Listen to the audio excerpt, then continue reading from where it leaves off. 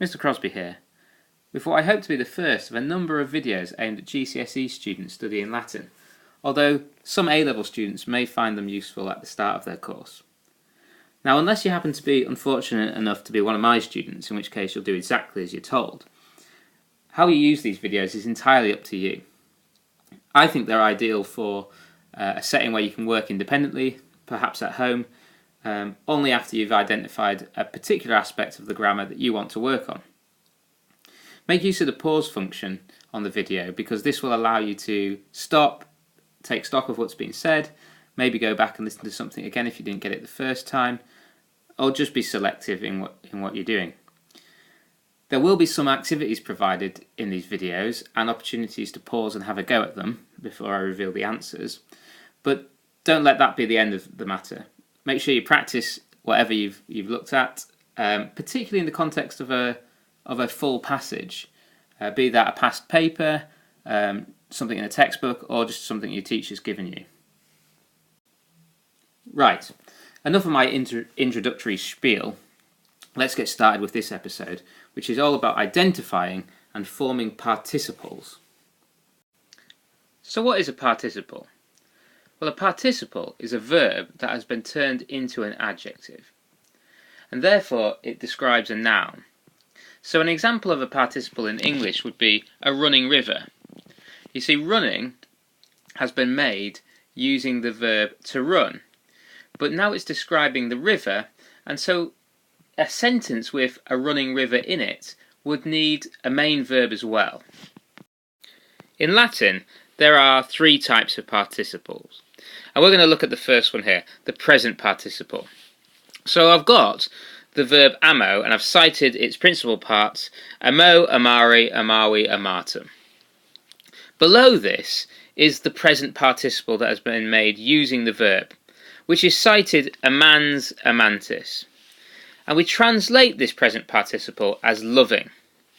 You see, the characteristic of the present participle is the ing at the end of the word.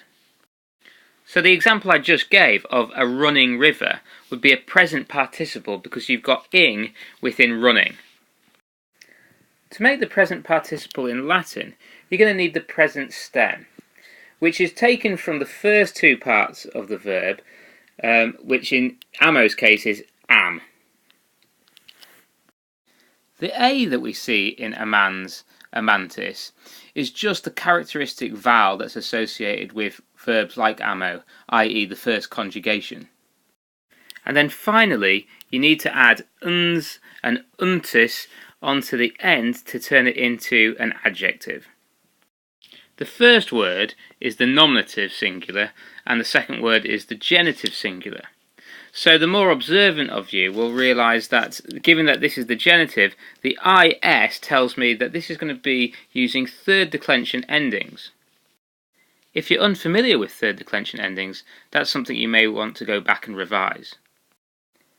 Now, many teachers and many courses introduce students to the adjective ingens as a third declension adjective, and the present participle in Latin is cited exactly like ingens with an uns and an untis.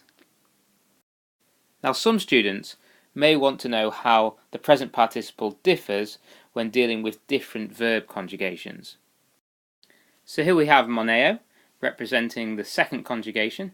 All second conjugation verbs have eo and ere in their first two principal parts, and all that happens is the a that we had with amo in the present participle changes to an e.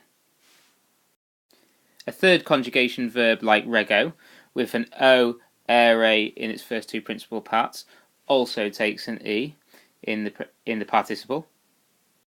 Fourth conjugation verbs like audio, with an eo, ere combo, actually gets two vowels in the present participle, i-e. And those same two vowels, i-e, are also used with the fifth or mixed conjugation verbs, such as capio with an eo, ere combo.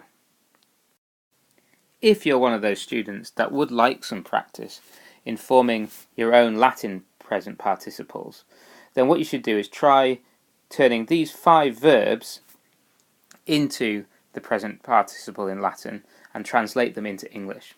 If you're going to do that, you should pause the video now and then press play once you've answered them to check your answers. Okay, let's see the answers. There you go. I don't know about you, but I always think dans dantis just looks a bit weird, but it really does just follow the rule. Let's just have a quick look at the endings of the present participle. If you're familiar with third declension adjective endings such as ingens, then there's only two things really to point out. The first is that we don't have a vocative case. And the second is that the present participle in the ablative singular tends to end with an E. This shouldn't be too much of a problem to you if you're familiar with third declension nouns, because if you are, then you would recognise the E in the third declension as indicative of the ablative case. But, just so you're aware, third declension adjectives tend to retain the I that's in the dative for the ablative as well. Now let's look at how to translate participles in the context of a full sentence. In this sentence, the participle is fugientes. Since participles are acting as adjectives, we should check to see if the participle matches any nouns in the sentence. In this sentence, it's matching the noun hostes. So we have the fleeing enemy. Hostes is one of those nouns that's actually best translated singularly, even when you've got a plural form. The enemy implies a number of people. Now, you shouldn't assume that the ending of the participle will match the ending of the noun it agrees with, just like any adjective. In this case they do, but really the participle, like an adjective, must match both the case, the gender, and whether the noun is singular or plural. Now, once we've matched the participle and the noun, we then have to translate normally.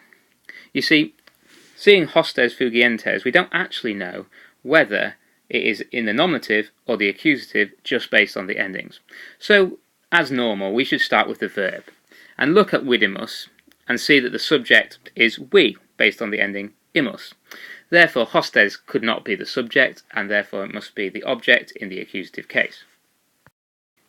So we translate this sentence as, we saw the enemy fleeing into the woods. Now let's look at another example. In this sentence, clamans is the participle, and it matches agricola. Notice that clamans does not match agricola this time. That's because the two words are in different declensions, but they are both masculine, nominative, and singular. We translate this sentence, shouting. The farmer ran across the bridge. Now, it's worth pointing out that in these two sentences we've just translated, in the first one, the participle follows the noun. In the second, I chose to have the participle first and the noun second. And that's something that you really want to experiment with when you're translating. You see, normally an adjective agreeing with a noun goes in front of the noun in English, but with a participle, it's often more natural to translate by taking the participle after the noun. So it's just important to be flexible. It's time now to try and translate some of these sentences yourself. So, I recommend pausing the video at this stage, complete the exercise, and then press play to reveal the answers.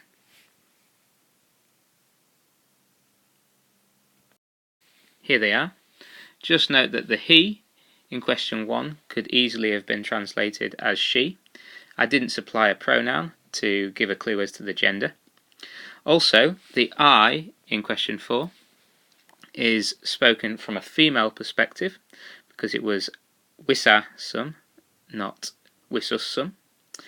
And finally, it's just worth noting that in some of the cases, it feels a bit more natural if you were to insert a sort of relative pronoun.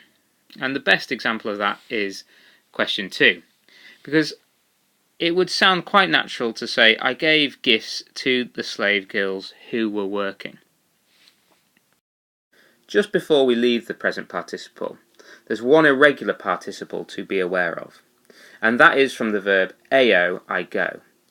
The irregular participle goes iens euntis, going. This shouldn't cause us too many problems, so long as you remember that the stem, eunt, will then have all of the endings that we'd expect from a participle attached to it. The iens is just the nominative singular for all genders and the accusative singular for the neuter. You should also be aware that any verbs that are compounds of eo will make a participle using this as well. So in this example, the participle is in euntem, it agrees with puellam, and they're both accusative singular. So we would translate this sentence as the boy saw the girl going into the villa. The going into in the sentence is from the compound participle in euntem. Some of you might be thinking, well, hang on, why do we really need this in the participle, because we've already got that in the sentence anyway? That's simply because Latin does things just a little bit different to English in this case. It's common in Latin to have the preposition separately and also as a prefix to a verb, whereas in English we just don't do that. Now it's time to turn to the second of our three participles, the future participle. So, we've got the future participle down here from amo, and we translate the future participle as about to. So about to love in the case of amo. The future participle uses the supine, this is the fourth principal part, and what we do is we first remove the M. We then add an R, then we add masculine, feminine and neuter first and second declension endings.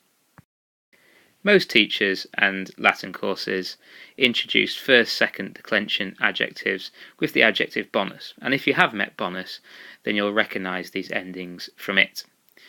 If first and second declension endings are something you're still unfamiliar with, then that is something you should certainly go back and revise. Because the future participle uses the supine, that means that it doesn't matter what conjugation the verb belongs to. So, if you would like the practice, why not pause the video now and try and change each of these verbs into the future participle and translate it accordingly.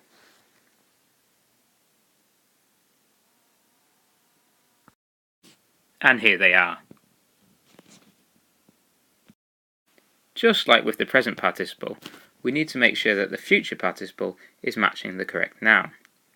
Our future participle here is opugnaturas, and it's matching puellas.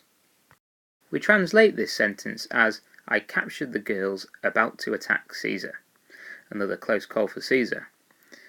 Now you should notice that in this sentence there's actually two different objects. There's puellas, and there's also caesarem. That's because there's an object from the main verb, so the object from kepi is puellas, and then there's also an object from the participle. So caesarem is the object from opugnaturas.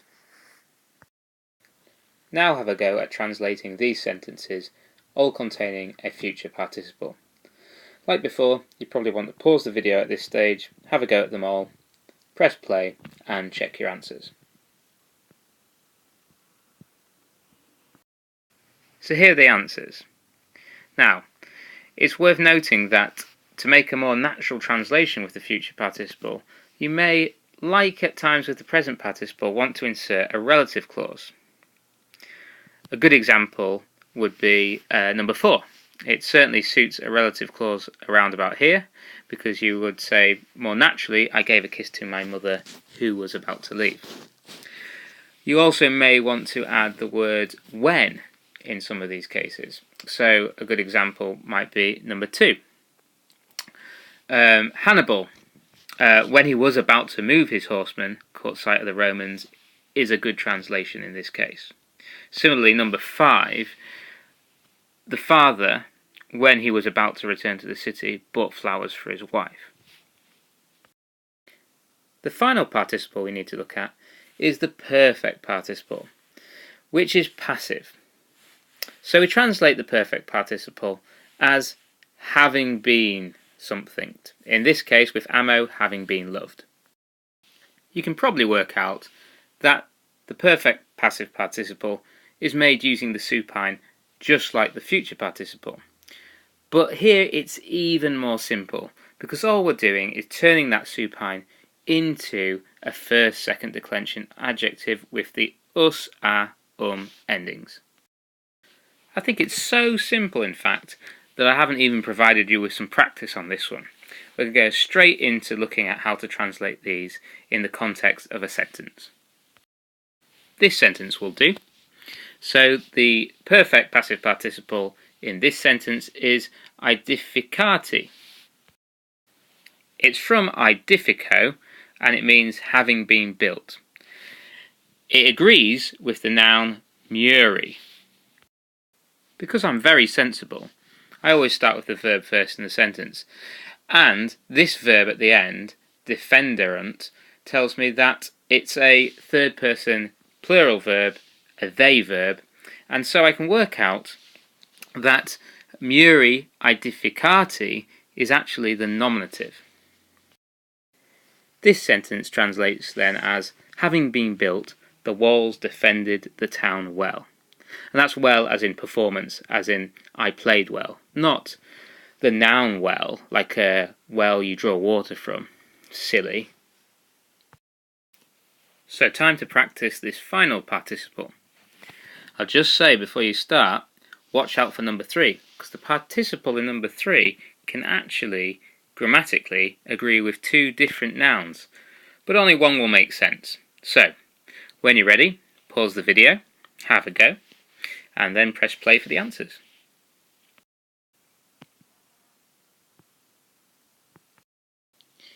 So here we are. I'll just again point out a number of things. Firstly, with number 4, which was definitely the hardest sentence, I decided that I was going to translate imperatore as general rather than emperor, but the context of a passage would tell you which was the case. And the other thing with that one was ace, spelled E-I-S, I translated as to his men. This is a case where you have to supply a noun to go along with the pronoun.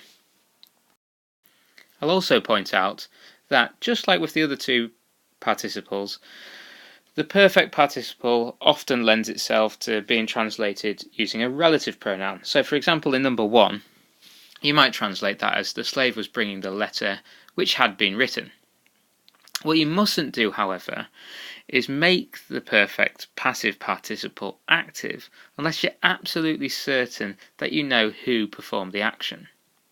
So in number 5, when it says you were throwing the statue, having been broken, into the river, you'd be okay to translate that as you were throwing the statue which had been broken into the river.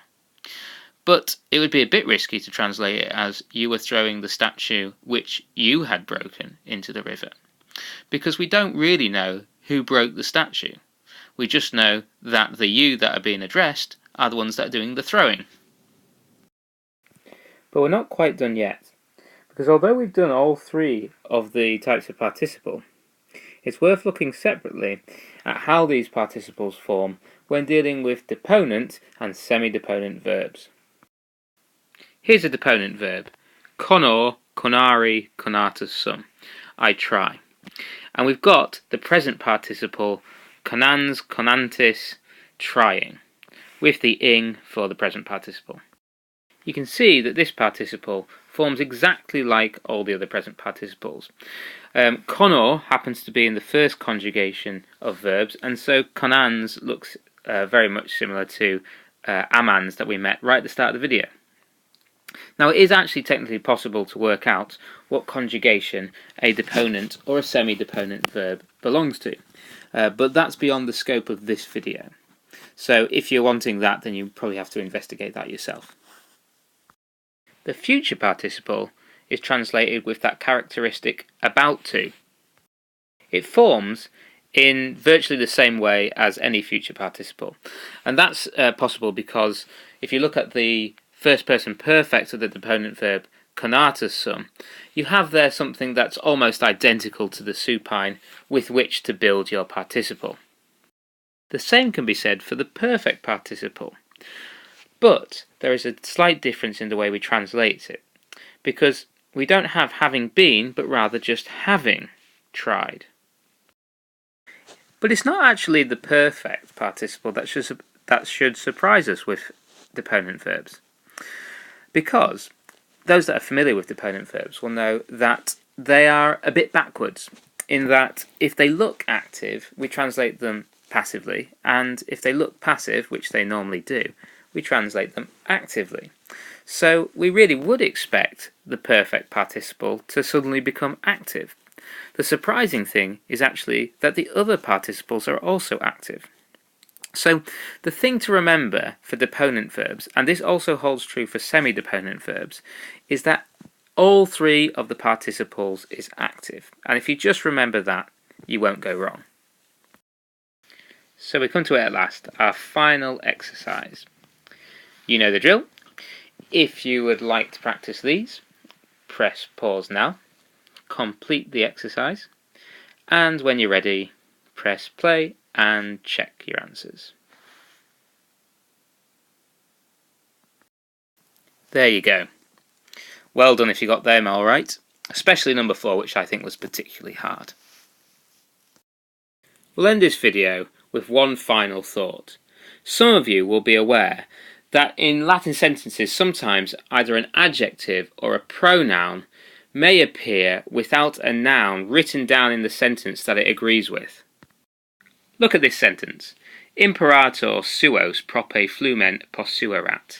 Now, in this sentence we have the adjective suos, but this adjective does not actually agree with either of the nouns in the sentence. Imperator is the nominative performing the verb, and flumen is accusative singular following the preposition prope. Suos also happens to be accusative, but it's accusative masculine plural, whilst prope is singular and happens to be neuter. Therefore, we translate this sentence something like, the general had placed his men near the river, with suos being translated as his men. Now, the word men doesn't occur in the Latin sentence, but is implied with the adjective suos, with its ending being masculine plural. Similarly, look at this sentence containing a participle. Milites turbam clamantium oppugnavarunt. Now, this sentence has a participle clamantium there, but just like in the previous sentence with the adjective suos, this participle doesn't agree with either of the nouns. Milites is nominative plural, and turbam is accusative singular, but clamantium, with the eum ending for a present participle, is actually genitive plural. So it clearly doesn't agree with anything, and therefore is implying a noun, and we must translate that accordingly. We'll translate this sentence something along the lines of, the soldiers attacked a crowd of shouting people. So clamantium is being translated as of shouting people. The people don't actually appear in the Latin, but the participle is implying the noun. So this is something that you should watch out for if you do have a participle that doesn't agree with a noun. You're not going to come across them very often, but just at the end of this video I thought that would be something to watch out for. So, thanks very much for watching this video. I hope to produce some more. But remember that if you are still getting to grips with participles or revising them and find them tricky, the absolute best thing you can do is just keep practicing and practice them in the context of a passage. So if you're tackling a passage, you might want to think about, right, I want to just make sure that I'm going to get all my participles correct in this passage, because it's all well and good practicing sentences that all contain the same thing, so 10 sentences all containing a participle, but once you get into a passage, you then have to be aware of them as they occur and not assume they're going to be there. So there's an extra little challenge. Anyway, thanks very much for watching, and I hope to see you next time. Bye!